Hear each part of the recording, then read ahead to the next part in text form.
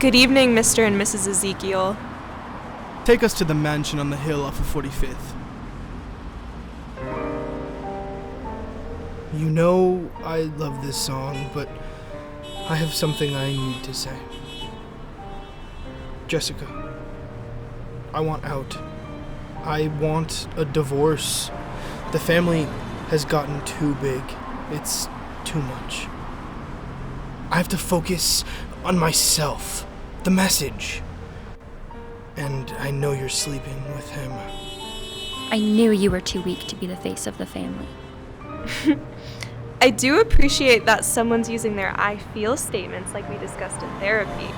I hate to cut it short, but we've arrived. Enjoy your masquerade, Mr. and Mrs. Ezekiel. They entered like royalty, cold, controlled, and a little too polished. You could smell the money, the endless secrets. Welcome to Casa de Chad. Get your masks on and grab your drinks. And save one for me, darling. Chad was winking at my date as we walked inside. Can't believe Ezekiel would ever raise his son to be that spoiled. He'd blame his wife, Jessica. Shall we? I said to Celine as I pointed to the bar. I looked off to my right. I see James, the resident asshole of our office, approach Jessica in the sly, shady way he approaches anybody he wants something from. When can we get some alone time tonight? James, I have bigger things to deal with tonight. If you want that position, keep your nose where it belongs. And to my left, there he was, Antony Tone, smiling like a man who owned 6 people money and swore he'd pay him back yesterday. He didn't belong in this world of crystal chandeliers and custom tuxedos. And that never stopped him from acting like he did. And right now, his target? Larry David. Big-time TV producer, 3 hit shows, 1 under-the-radar documentary about cults that got him an Emmy. Hey, this limited edition, fool. Imported, goldish. It's yours for half the value, my friend. You're talking fast and I still don't care. Where's the kitchen? This is quite exquisite. And my date, Celine. All class, high heels, and the kind of perfume that makes you remember things you never lived. She didn't walk into a room, she glided. Like she owned the floor and the air above it. The thing is, Celine, she's not anyone's prize. She's a firefly in a jar.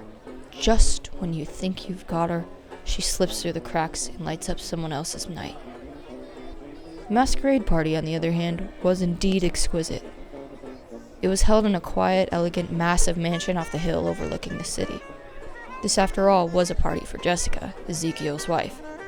Ezekiel is the owner of the casino I work for, and Jessica is the CFO. I think she has more to say over the casino than Ezekiel does, though. Jessica is the kind of person you don't want to be around. Every ounce of her is pure ruthlessness, and she couldn't care less about anything other than her agenda. Everybody knows that Jessica secretly runs everything. The business, the family, and everything. Ezekiel's just the face of it all.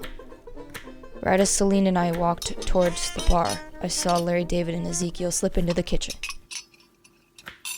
Larry, we need to talk immediately. It's all falling apart.